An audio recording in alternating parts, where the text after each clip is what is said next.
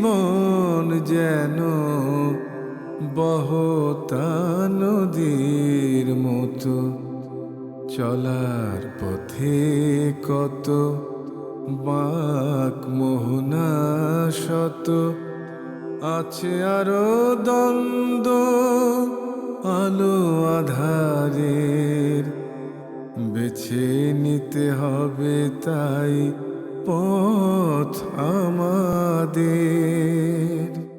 আসসালামু আলাইকুম। প্রিয় দর্শক, আপনারা যারা দেশে আছেন প্রবাসে, সবাইকে জানাই অনেক অনেক প্রীতি ও শুভেচ্ছা। শুরু হলো অ্যান্টিবায়োটিক আয়োজিত এবং লাভ হলো নিবেদিত টক শো আলোকপাত। আমাদের আজকের বিষয় মানব জীবনের রিজিক। আপনাদের সাথে আছি আমি জয়নুল আবেদিন আজাদ। আর আজকে আমাদের মাঝে অতিথি হিসেবে উপস্থিত আছেন বিশিষ্ট আলেম মুফতি সাইফুল ইসলাম খতিব মসজিদুত তাকওয়া। আসসালামু আলাইকুম ওয়া রাহমাতুল্লাহি ওয়া বারাকাতুহু। প্রিয় দর্শক, আজকে বিষয়টা তো একান্তভাবে আমাদেরই, মানব জীবন রিজিক। করোনার এই সময়ে রিজিকের কথা নানা প্রসঙ্গে নানাভাবে উঠে আসছে। রিজিক শব্দটা আমরা খুব সহজে উচ্চারণ করি, কিন্তু রিজিকের ব্যাপকতা কী, রিজিকের পরিসর কী, রিজিকের দর্শন কী, এসব বিষয়ে বোধহয় শুরুতেই জেনে নিলে আমরা নানাভাবে উপকৃত হতে পারবো। তাই আমার শুরুর প্রশ্নটি মুফতি সাইফুল ইসলাম আপনার কাছে, রিজিকের পরিচয়। অনেক অনেক ধন্যবাদ আপনাকে। খুবই গুরুত্বপূর্ণ বিষয়ের অবতারণা আপনি করেছেন। আসলে আমরা এমন একটা জীবন যাপন করছি যেখানে আল্লাহ রাব্বুল আলামিনের পক্ষ থেকে এত অসংখ্য অগণিত নেয়ামত পেয়ে আমরা ধন্য। সেই নেয়ামত যদি আল্লাহ তাআলা সরিয়ে নেন, তাহলে আমাদের জীবনে বিপর্যয় নেমে আসবে। আপনি যেটা বলেছেন যে রিজিকের সংজ্ঞাটা কি, আমি খুব সহজে যদি বলি, আমাদের জীবনযাপনের ক্ষেত্রে আমাদের প্রয়োজনীয় যা কিছু আছে তার সব কিছুই আসলে রিজিকের অন্তর্ভুক্ত, সব কিছুই রিজিক। আমরা অনেকে মনে করে থাকি যে রিজিক মানে হচ্ছে কেবল খাবার, আমরা যা খাচ্ছি এটাই মনে হচ্ছে রিজিক। বিষয়টা কিন্তু তা নয়। বিষয়টা হচ্ছে যে আমরা যে আলো বাতাসে বেড়ে উঠছি, যে অক্সিজেন নিয়ে আমরা জীবনটাকে ধারণ করে যাচ্ছি, আমরা আজকে যেই আমাদের বাসস্থান বলেন, আমাদের আহার বলেন, আমাদের সংসার বলেন, আমাদের জীবনের যত ধরনের কল্যাণকর দিকগুলো বলেন, এই সব কিছুই আসলে রিজিকের অন্তর্ভুক্ত। কাউকে আমরা বাদ দিতে পারবো না। কারণ মনে করুন, আমি ভেবে নিচ্ছি যে এই খাবার আমার রিজিক, কিন্তু বাতাসটাও আমার রিজিক। বাতাসকে যদি আমি বাদ দিয়ে দিই, অক্সিজেনও আমার রিজিক। হ্যাঁ, অক্সিজেন আমার রিজিক, তাহলে এই অক্সিজেন ছাড়া আমি তো জীবনই চালাতে পারবো না। তো এই জন্য মনে রাখতে হবে, আল্লাহ সুবহানাহু ওয়া তাআলা প্রত্যেক বান্দার ক্ষেত্রে বলেছেন, ওয়ামা মিন দাব্বাতিন ফিল আরদি ইল্লা আলাল্লাহি রিজকুহা। যত পৃথিবীতে যা আছে সবাইকে আল্লাহ তাআলা রিজিক দিয়ে ধন্য করেছেন। যার জন্য যেটা প্রযোজ্য সেটাই আল্লাহ দিয়েছেন, আর সেটাই হচ্ছে আমাদের জন্য রিজিক। এই ব্যাপক সংজ্ঞার আলোকে আমরা তো উপলব্ধি করি যে আমাদের যাপিত জীবনে রিজিক ছাড়া উপায় নেই। তাহলে রিজিকের এই যে ব্যাপক পরিসর, সেখানে রিজিক অন্বেষণের কাজটা কতটা গুরুত্বপূর্ণ? রিজিক অন্বেষণটা কতটা গুরুত্বপূর্ণ সেটা যদি আমরা বোঝার চেষ্টা করি, তাহলে আমি দুটো বিষয় আপনার সামনে উপস্থাপন করি। একটি হলো কোরআনুল কারীমের আয়া, সূরাতুল জুমায় আল্লাহ তাআলা উল্লেখ করেছেন, ইযা নুদিয়া লিস-সালাতি মিন ইয়াউমিল জুমআহ। প্রথমেই বলেছেন ইয়া আইয়ুহাল্লাযীনা আমানু।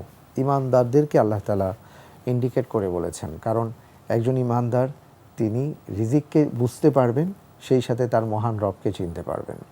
তা আল্লাহ রাব্বুল আলামিন ঈমানদারদেরকে বলছেন, ইযা নুদিয়া লিস-সালাতি মিন ইয়াউমিল জুমআহ ফাসআউ ইলা যিকরিল্লাহি ওয়া যারুল বাই। প্রথমেই বললেন সালাতের জন্য আসো, ব্যবসা বাণিজ্য সব ছেড়ে দাও। আবার যখন সালাত শেষ হয়ে গেল, তখন আল্লাহ তাআলা বললেন, ফাইদা কুদিয়াতিস সালাতু ফান্তাশিরু ফিল আরদি ওয়াবতাগু মিন ফাদলিল্লাহ। আল্লাহর জমিনে ছড়িয়ে পড়ো, আল্লাহর অনুগ্রহ অন্বেষণ করো। এই যে বিষয়টা, যে আমরা সালাত শেষ করে আমি কি মসজিদে বসে থাকবো, আমি কি ভাববো যে আল্লাহ তো রিজিক নির্ধারণ করে দিয়েছেন, আমি মসজিদে বসেই পাবো, আমি ঘরে বসেই পাবো, অথবা আমার কি দরকার, আল্লাহ তাআলা সেটা সুস্পষ্ট করে দিয়েছেন যে আল্লাহ রব্বুল আলামিন যা চাইবেন সেটাই হবে, কিন্তু আমাদের দায়িত্ব হচ্ছে রিজিককে অন্বেষণ করা। এই জন্য আমাদেরকে ছড়িয়ে পড়তে হবে, আমাদেরকে চেষ্টা করতে হবে। আমি চেষ্টা ছাড়া কোনো কিছু অর্জন করতে পারবো না। তো বান্দা হিসেবে সালাতের সময় আমাকে বান্দা হওয়ার পরীক্ষা উত্তীর্ণ হতে হবে এবং সীমিত সময়ের জন্য ব্যবসা বাণিজ্য স্থগিত করে সালাত আদায় করে কৃতজ্ঞ বান্দা হিসেবে আমাকে আবার রিজিক অন্বেষণে ছড়িয়ে পড়তে হবে। ছড়িয়ে পড়তে হবে। এইভাবে ছড়িয়ে পড়লে বোধহয় আল্লাহ আমাদের রিজিক অন্বেষণে বরকত দিবেন। কোরআনুল কারীমের মধ্যে এসছে ওয়ামান ইয়াত্তাকিল্লাহা ইয়াজআল লাহু মাখরাজা, যে আমরা যদি আল্লাহর কথা মেনে চলে, আমরা যদি হালালভাবে আল্লাহ সুবহানাহু ওয়া তাআলা আমাদের জীবনে যা দিয়েছেন সেটা যদি আমি অন্বেষণ করার চেষ্টা করি, আল্লাহ আমার পথকে সহজ করে দিবেন, রিজিকের ব্যবস্থা করে দিবেন। এখানে একটা কথা না বললেই নয়, আমি যখন পৃথিবীতে আসছি, এটা তো মনে করেন আমরা 2021 সালে কী খাবো কী পরবো সেটা আমরা চিন্তা করছি, তাই না?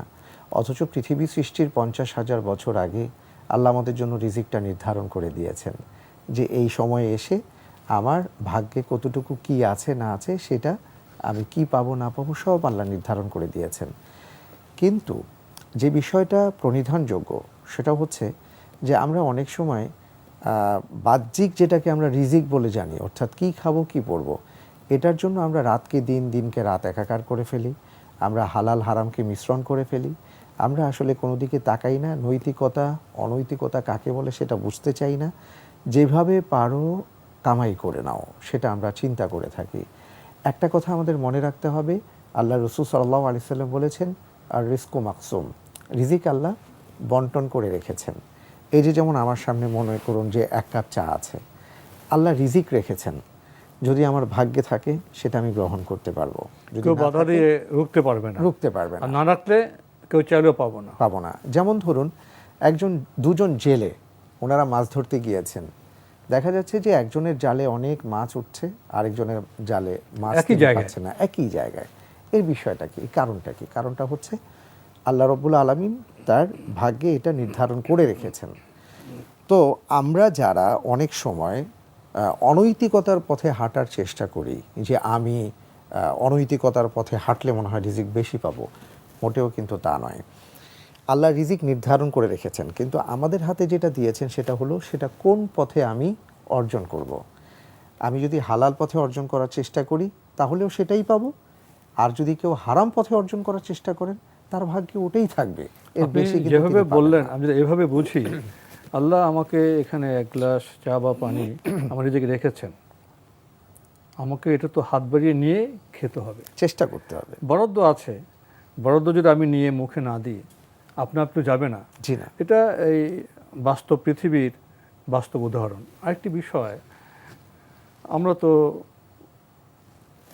বাজেট করি যে জি। একটি দেশের রাষ্ট্র পরিচালনার জনগণের জীবনযাপনকে অব্যাহত রাখার জন্য আমাদের রাষ্ট্রীয় বাজেট হয়, জি পারিবারিক বাজেট হয়। জি তো আপনি বলুন তো, বাংলাদেশের যে লক্ষ লক্ষ বৃক্ষ আছে, কোটি কোটি পাখি আছে, পতঙ্গ আছে, এই পাখিরা যে আপনার সকালে বেরিয়ে যায় এবং সন্ধ্যায় যে তারা পেট পুড়ে আবার আপন নিরে তারা প্রবেশ করে, তাদের জন্য কি কোনো বাজেট হয়? তাদের জন্য কি কোনো পাখি মন্ত্রী সভায় কোনো বাজেট হয়? তো তাদের এই রিজিক কিভাবে তারা পেয়ে যায়? সুবহানাল্লাহি ওয়া বিহামদি। অসাধারণ কথা আপনি বলেছেন এবং চমৎকার একটা হাদিসের দিকে আপনি ইঙ্গিত করেছেন, এবং এই হাদিসটা মূলত কোরআনুল কারীমের সেই আয়াতকেই স্পষ্ট করে দিয়েছে, যেটা আল্লাহ তাআলা বলেছেন যে পৃথিবীর কোনো প্রাণীকে আমি রিজিক ছাড়া পাঠাইনি। যে একটা পাখি যখন তার ছোট্ট সেই বাসা থেকে বের হয়, একেবারে শূন্য অবস্থায়, ক্ষুধার্ত অবস্থায় সে যখন নিরে ফিরে আসে, তখন সে ভরপেটে ফিরে আসে। এই রিজিক আল্লাহর পক্ষ থেকে প্রদত্ত। আমরা দেখি যে এমন এমন আর কি অদ্ভুত অদ্ভুত প্রাণী আছে পৃথিবীতে, এবং তাদের রিজিকের ব্যবস্থাটা এতটা অদ্ভুত যেটা আমরা কল্পনাও করতে পারি না, আমরা জানিও না তারা জানিও কি না। খায়। জি জি, জানিও না। যেমন একটা প্রাণীর ব্যাপারে, একটা পাখির ব্যাপারে আমি দেখেছিলাম অনেক দিন আগে, যে পাখিটার রিজিকটা, তার খাদ্যটা রয়েছে যে সাধারণ যে সকল প্রাণী মারা যায়, মারা যাওয়ার পর তার হাড়ের ভেতরে যে মজ্জা থাকে, সেই মজ্জাটা হচ্ছে তার খাবার। এবং আল্লাহ তাআলা তাকে সেই খাবার আহরণের কি ব্যবস্থাটা করে দিয়েছেন, তার ভিতরে সেই জ্ঞানটুকু তাকে দান করেছেন। ওই যে বলেছেন যে আমি রিজিকের ব্যবস্থা করে দিয়েছি, ওই পাখিটা হাড়টা নিয়ে অতটুকু উপরে উঠে যায়, যেখান থেকে ছুঁড়ে ফেলে দিলে, ঠোঁট থেকে ছেড়ে দিলে সে জানে যে পাথরে পড়লে হাড়টা ভেঙে যাবে, তার এই জ্ঞানটুকু আছে। এবং ওই উপর থেকে সে যখন হাড়টা ছেড়ে দেয়, সেটা নিচে পড়ার পরে ফেটে যায়, ভেঙে যায়, এরপরে সে ওখান থেকে মজ্জাগুলো নিয়ে তারও এক আহার ধরনের করে। প্রযুক্তি জ্ঞান আছে। প্রযুক্তি জ্ঞান আছে, এটা আল্লাহ প্রদত্ত। প্রসঙ্গত আরেকটি বিষয় আপনার সামনে পেশ করতে চাই, এই বিষয়টি বলতে আপনার ভালো লাগবে। সামনে তো শীত, তাই না? সেই সুদূর সাইবেরিয়া থেকে এই পাখিকুল কিভাবে জি। জানে যে বাংলাদেশের জাহাঙ্গীরনগর বিশ্ববিদ্যালয়ের ওখানে একটি ভূগোল আছে, মানচিত্র আছে, সেখানে এই সময়টা তাদের জীবনযাপন এবং রিজিক অন্বেষণের জন্য সুবিধাজনক, সে কিভাবে জানে এবং কিভাবে এসে যায়? এখানে কি সুবহানাল্লাহি ওয়া বিহামদিহি। বোঝার মতো বিষয় নেই? আল্লাহু আকবার। জি, ঠিকই বলেছেন যে সাইবেরিয়া থেকে যেভাবে পাখিকুল আসে আমাদের জাহাঙ্গীরনগর বিশ্ববিদ্যালয়ের সেই আশেপাশের অঞ্চলগুলোতে এবং চলনবিল ইত্যাদি জায়গায় আমরা দেখি, তারা কিভাবে জানে? আপনি যদি ৫-৬ তলায় থাকেন, আমি এটা আরও সহজ করে দিচ্ছি। ৬ তলাতে আপনি থাকেন, 10 তলাতে আপনি থাকেন, সেখানে আপনি কিছু একটা আর কি ফেলে রেখেছেন, কিন্তু কিছুক্ষণ পরে এসে দেখলেন যে সেখানে পিঁপড়ারা এসে চলে আসছে। এই পিপিলিকারা কিভাবে জানলো 10 তলার উপরে এখানে খাবার আছে তাদের জন্য? এটা কোন প্রদত্ত জ্ঞান? এটা কে নির্ধারণ করে দিয়েছেন? সুবহানাল্লাহ। আমরা কিছুদিন আগে সুন্দরবন গিয়েছিলাম বোঝার জন্য, জানার জন্য। একটা বিষয় আমার উপলব্ধিতে এসছে যে এই যে দেখুন, প্রতি বছর আমরা জানি যে হরিণের কথা জানি, বাঘের কথা জানি। আমাদেরকে সেখানে বলা হচ্ছিল যেখানে হরিণ থাকে সেখানে বাঘের বসবাস, অর্থাৎ বাঘ হরিণকে ধরে নিয়ে যায়। দেখুন, একটা বাঘ হরিণকে ধরে নিয়ে যায়, কিন্তু আল্লাহ এমন একটা ব্যবস্থা করেছেন, হরিণের সংখ্যা কিন্তু বেড়েই চলেছে, কিন্তু বাঘের সংখ্যা সেইভাবে কিন্তু বাড়ে না। আমরা যদি আমাদের দেশের কথা চিন্তা করি, এই যে প্রতি বছর আমরা কোরবানি করি, এত গরু কোরবানি করা হয়, এত ছাগল কোরবানি করা হয়, কিন্তু আল্লাহ তাআলা এমন ব্যবস্থা করে দিয়েছেন যে প্রতি বছর এটার কোনো আমরা অভাব দেখি না। আবার রাস্তার পাশে দেখা যায় যে এমন অনেক প্রাণী আছে, যেমন কুকুরের কথা বলতে পারি, হয়তো সে জন্মের সময় একসাথে 10টা অনেকগুলো 12টা সন্তান প্রসব করে, কিন্তু এদেরকে পরবর্তীতে দেখা যায় না। কিন্তু এই ছাগল বা গরু 1টা 2টা বাচ্চা তারা প্রসব করে। সাইবেরিয়ার পাখি কি করে জানলো জাহাঙ্গীরনগর বিশ্ববিদ্যালয়ের এই এলাকাটায় তাদের রিজিক আছে এবং এই সময়টায় তাদের জীবনযাপন এখানে সুখদ হবে, একটি বিষয়। আর মৌমাছির দিকে নাইবা গেলাম, এখানে এসে একটি বিষয় আপনার কাছে জানতে চাইব। এই যে বাজেট ছাড়া, পার্লামেন্ট ছাড়া, গভর্নমেন্ট ছাড়া পাখিকুল প্রতিদিন তাদের রিজিক পেয়ে যাচ্ছে, আসলে রিজিকদাতা কে? আল্লাহ সুবহানাহু ওয়া তাআলা কোরআনুল কারীমে বলে দিয়েছেন, ইন্নাল্লাহা হুয়ার রাজ্জাকু যুল কুওয়াতিল মাতিন, যে আল্লাহ রাব্বুল আলামিন হচ্ছেন আমাদের রিজিকদাতা। তিনিই সব কিছু নির্ধারণ করে নিয়েছেন এবং সূক্ষ্মভাবে, যাতে করে কোথায় কোনো কিছু কেউ যেন বাদ না পড়েন। আপনি দেখবেন যে আমাদের হিসাব নিকেশে অনেক সময় কেউ না কেউ বাদ পড়ে যান, ভুল হয়ে যায়। আমাদের বন্টনে ভুল হয়, আমাদের বন্টনে আল্লাহর ভুল হয়। বন্টনে ভুল হয়। আল্লাহর বন্টনে ভুল হওয়ার সম্ভাবনা তো দূরের কথা, চিন্তাও করা যায় না। রিজিক আসে আল্লাহর পক্ষ থেকে, আল্লাহ কর্তৃক নির্ধারিত। এবং এই চিন্তাটা যদি আমরা করতে পারি, তাহলে রিজিক নিয়ে আমাদের কখনো হুতাশ বা হতাশা কাজ করবে না। যদি আল্লাহ থেকে রিজিক আসে, তাহলে রিজিক অর্জনের ক্ষেত্রে তৎপর হওয়া, ঘাম ঝরানো, এটা কতটা জি, যায়? রিজিকের ক্ষেত্রে তৎপরতা এটা আল্লাহ কর্তৃক নির্ধারিত। আল্লাহ বলে দিয়েছেন, সেটা হলো যে আল্লাহ রিজিক রেখে দিয়েছেন। একটু আগে আপনি বললেন না যে আমাকে চেষ্টা করতে হবে, রিজিক আমাকে আছে। হাত বাড়িয়ে এখন আমি যদি কাপের হাত পানিটা বাড়িয়ে খেতে এটা গ্রহণ না করি, তাহলে তো আমি রিজিকটা পাবো না। এটা হলো দুনিয়ার বাস্তবতা। বাস্তবতা। আল্লাহ তাআলা প্রত্যেকের জন্য রিজিক রেখে দিয়েছেন এবং নির্ধারণ করে দিয়েছেন, কিন্তু কার জন্য কতটুকু রিজিক আছে সেটা আল্লাহ ভালো জানেন, আমরা জানি না। আমাদের কাজ যেটা, সেটা হলো আমাদেরকে চেষ্টা করতে হবে এবং যতটুকু পাবো ততটুকুতে আমরা সন্তুষ্ট হওয়ার চেষ্টা করব। আমি যদি আল্লাহর সন্তুষ্ট অর্জন করতে পারি, লা ইন শাকারতুম লা আযীদান্নাকুম ওয়া লা ইন কাফারতুম ইন্না আযাবি লাশাদীদ। আমি যদি আল্লাহকে সন্তুষ্ট করতে পারি, আল্লাহ যতটুকু আমাকে দিয়েছেন তাতে যদি আমি সন্তুষ্ট হতে পারি এবং যদি আমার ভেতরে কৃতজ্ঞতা বোধ কাজ করে, আল্লাহ তাআলা বলে দিয়েছেন আমাদেরকে, তাহলে আমি আমার এই নিয়ামত তোমার জন্য আরও বাড়িয়ে দেব। কিন্তু যদি আমরা অকৃতজ্ঞ হই, তাহলে এই নিয়ামত আল্লাহ ছিনিয়ে নেবেন। আপনি লক্ষ্য করেছেন, আমরা বলছি যে আমাদের মাথাপিছু আয় বেড়েছে, আমাদের সম্পদের আয় বেড়েছে, এখন আমাদের অনেকেই আয় করেন পরিবারের মধ্যে, কিন্তু বরকত থাকে না। আগে একজন আয় করতেন, 5 জন সেই আয়ের মাধ্যমে পরিচালিত তাহলে হতেন। আমাদের অপচয় হয়, ভুল জীবনযাপন হয়, অর্থ ভুল পথে যায়, ডাক্তারের কাছে যায়, ভুল খাদ্য গ্রহণে যায়, নানাভাবে অর্থ আর বরকত থাকে না। অনেক অসঙ্গতি এখানে কাজ করে এবং সবচেয়ে বড় যে ব্যাপারটা সেটা হলো আমাদের মধ্যে কৃতজ্ঞতাবোধ হারিয়ে গেছে, যে আমরা আল্লাহ শুকরিয়া তাআলা করি না। শুকরিয়া করি না। রিজিক ভোগের পরে তো মুসলিমের জন্য এটা খুবই কর্তব্য শুকরিয়া করা। শুকরিয়া আমরা তো সেটা করি না, তাহলে জি না। বরকত কিভাবে হবে? এই জন্যই। প্রসঙ্গত সময়ের একটি প্রশ্ন আপনার সামনে পেশ করতে চাই। এই করোনাকালে শাটডাউন, লকডাউন, নানা কারণে আমাদের উৎপাদন কমেছে, মানুষের কর্ম ঘন্টা কমেছে, একটা অভাব, একটা সংকট আবহাওয়া যেন চারিদিকে বিরাজ করছে। অনেকে চাকুরি হারিয়েছেন, অনেকের চাকুরির যে বেতন পেতেন সেটা কমে গেছে। নানাভাবেই মানুষ উপলব্ধি করছে অর্থ সংকট এবং রিজিকের সংকটের কথা। এখানে এসে মানুষ যখন অসহায় হয়, তখন তো আল্লাহর কাছে আত্মসমর্পণ করতে চায়। অনেকে জানতে চান এই রিজিকের যে সংকট, এই সংকটের থেকে উত্তরণের ক্ষেত্রে কি কোনো আমল আছে? আমলের ক্ষেত্রে যেটা বলবো সেটা হলো, প্রথমত তো বললাম যে আমরা যতটুকু পাই তার মধ্যে আমরা শুকরগুজার হব, কারণ এমন অনেকেই আছেন আমাদের চাইতে খারাপ অবস্থায় আছেন। দ্বিতীয় যে ব্যাপারটা সেটা হলো যে আল্লাহ তাআলার কাছে বেশি বেশি করে দোয়া করা। দোয়ার দুটো মাধ্যম আছে, একটা হলো আল্লাহর তাসবিহ তাহলিল তো আমরা পাঠ করবই, পাশাপাশি আল্লাহর কাছে রিজিকের জন্য দোয়া করব, যেটা রাসূল সাল্লাল্লাহু আলাইহি সাল্লাম দোয়া করতেন।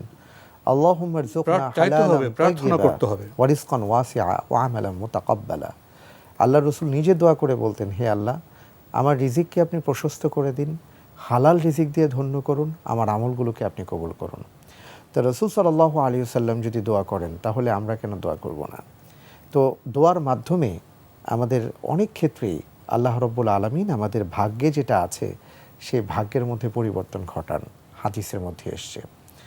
আর পাশাপাশি আমরা মিতব্যয়ী হওয়ার চেষ্টা করব, যেটা একটু আগে আপনি বলেছেন যে অপচয়। দেখুন, ইউসুফ আলাইহিস সালাতু ওয়াস সালামের সেই ঐতিহাসিক ঘটনাটা যদি আমরা সামনে নিয়ে আসি, যে আল্লাহ তাআলা যখন মিশরে দুর্ভিক্ষ দেবেন তার আগে কিন্তু আল্লাহ তাআলা রিজিকের মধ্যে প্রচুর বারাকা দিয়েছেন, ফসলের মধ্যে বারাকা দিয়েছেন। এর মানে এই ছিল না যে তোমাদেরকে যা দিয়েছে তোমরা তাই খেয়ে শেষ করে ফেলো। ইউসুফ আলাইহিস সালাতু ওয়াস সালাম চমৎকার একটা মেকানিজম সেই সময়ের জনগণের সামনে উপস্থাপন করলেন, সব কিছু বুঝিয়ে দিলেন, এবং সেইভাবে কিন্তু তারা 60টি বছর চলেছেন। যা পেয়েছেন তাই কিন্তু তারা ভোগ করেননি। আমাদের কিন্তু আজকে সমাজের মধ্যে এই যে সংকট, এই সংকটের একটা কারণ হচ্ছে আমরা প্রচুর অপচয় করি। আমরা যেটা খেতে পারবো, যেটা গ্রহণ করতে পারবো সেটা তো নেই, পাশাপাশি আরও 70% বেশি আমরা সেটা অপচয় করি, যেটা তাহলে এখানে কিছুদিন একটা আগে এসছে। সুব্যবস্থাপনার বিষয় চলে আসে। জি, একটা সুব্যবস্থাপনার বিষয় আছে, এবং সেটা হলো আমাদের ব্যক্তি জীবন থেকে নিয়ে আমাদের রাষ্ট্রীয় জীবন পর্যন্ত সর্বক্ষেত্রেই এই ব্যবস্থাপনার আওতায় আমাদের আসা উচিত। কারণ আল্লাহ তাআলা রিজিক দিয়েছেন, কিন্তু সেই রিজিকটাকে যদি আমরা ধরে রাখতে না পারি, রিজিক ছড়িয়ে আছে, ছড়িয়ে আমাদের আছে, আহরণ জি। করতে হবে, সুব্যবস্থাপনার মাধ্যমে সঙ্গত ব্যবহার করতে হবে। যারা অভাবী আছে, যারা সংকটে আছে, তাদের দিকে হাত বাড়িয়ে দিতে হবে। হাত বাড়িয়ে দিলে তো উপার্জন, আয় বাড়বে, কমবে না। এবং আরেকটা কথা বলি, সেটা হলো যে আমরা অনেক সময় ভাবি কি, যে আমি এই মাসে 2 লক্ষ টাকা উপার্জন করেছি বা এত টাকা উপার্জন করেছি, আগামী মাসে হঠাৎ করে আমার কোনো কারণে আমি সেটা পারলাম না।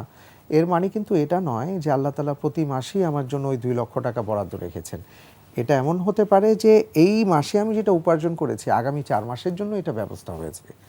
এই জন্য আমাদেরকে ব্যাপারটা বুঝতে হবে, যেটা আপনি বলেছেন যে সুব্যবস্থাপনা। পাশাপাশি আরেকটা কথা বলবো, যে আমাদের মানুষের পাশে এসে দাঁড়াবার দরকার। আমরা যদি একজনের পাশে এসে দাঁড়াই, একজন নিরন্ন মানুষের পাশে দাঁড়াতে পারি, আল্লাহ দেখছেন। তাহলে আল্লাহ সুবহানাহু ওয়া তাআলা আমার রিজিকের মধ্যে বারাকা দান জমিনবাসীর করবেন। প্রতি সদয় হলে আসমানবাসী আমাদের প্রতি সদয় হবেন। জি। শেষের দিকে চলে এসেছি, একটি বিষয় আপনার সামনে রাখতে চাই, যদি এক বাক্যে বলতেন, রিজিক কি কখনো পরীক্ষার মাধ্যম হতে পারে? রিজিকের ক্ষেত্রে যখন অভাব অনটন আসবে, আবার রিজিকের ক্ষেত্রে যখন প্রাচুর্য আসবে, এর মাধ্যমে কি আল্লাহ বান্দার পরীক্ষা করেন? আল্লাহ রাব্বুল আলামিন আমাদেরকে যতগুলো পরীক্ষা নেবেন সেই পরীক্ষার মাধ্যম হিসাবে ঘোষণা করেছেন, তার মধ্যে রিজিকটা অন্যতম। যেমন এক জায়গায় আল্লাহ সুবহানাহু ওয়া তাআলা বলেছেন, ইন্নামা আমওয়ালুকুম ওয়া আওলাদুকুম ফিতনা, নিশ্চয়ই সন্তান সন্ততি এবং সম্পদ তোমাদের জন্য পরীক্ষা। আবার আল্লাহ সুবহানাহু ওয়া তাআলা বলেছেন, ওয়ালানাবলুওয়ান্নাকুম বিশাইইম মিনাল খাউফ ওয়াল জু' ওয়া নাকসিম মিনাল আমওয়াল ওয়াল আনফুস ওয়াস সামারাত।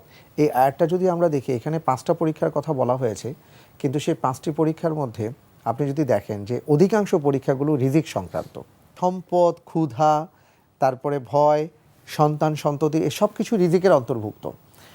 অর্থাৎ রিজিক নিয়ে আমাদেরকে পরীক্ষা নেওয়া হবে। এবং এই পরীক্ষার মাধ্যমে উত্তীর্ণ হলে আমরা পরকালের সুফল পাবো। অনেক কথা ছিল, আমাদের শোনার আগ্রহ ছিল, কিন্তু সময়ের কারণে আজকে আমাদের এখানে শেষ করতে হচ্ছে। মুফতি সাইফুল ইসলাম, আপনি কষ্ট করে আমাদের স্টুডিওতে এসেছেন, সময় দিয়েছেন, সেজন্য আপনাকে অনেক ধন্যবাদ। আপনাকেও ধন্যবাদ জানাচ্ছি। প্রিয় দর্শক, আমরা দেখছিলাম এনটিভি আয়োজিত এবং লাভ হলো নিবেদিত টক শো আলোকপাত। আমাদের আজকের বিষয় ছিল মানব জীবনের রিজিক।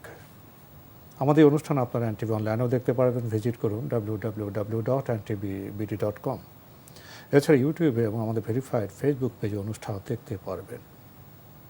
মানব জীবনের রিজিক বিষয়টা সহজ মনে হতে পারে, কিন্তু ব্যাপক, অনেক গভীর তাৎপর্যপূর্ণ।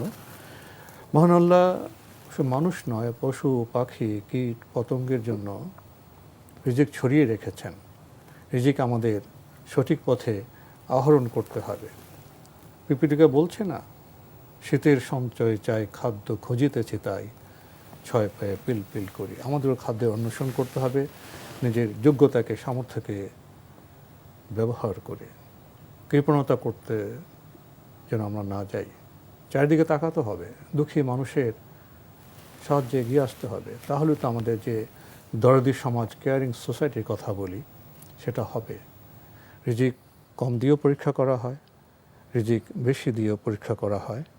আর এই আকীদা রাখতে হবে, আল্লাহ রিজিক দাতা, তার আনুগত্য করতে হবে, তার পথে আমাদের চলতে হবে। তাহলে এই করোনা সংকটও আমরা রিজিকের সংকট থেকে ইনশাল্লাহ বেঁচে যাব। আসুন আমরা আলোকিত হই, আলোকময় হয়ে আমরা সারা পৃথিবীতে ইসলামের দ্যুতি ছড়িয়ে দিই। প্রিয় দর্শক, মহান আল্লাহ আমাদের সবাইকে নিরাপদে রাখুন, রাখুন শান্তিতে। আসসালামু আলাইকুম। চলার পথে কত বাঁক মোহনা শত, আছে আরো দ্বন্দ্ব আলো আধারের, বেছে নিতে হবে তাই পথ আমাদের।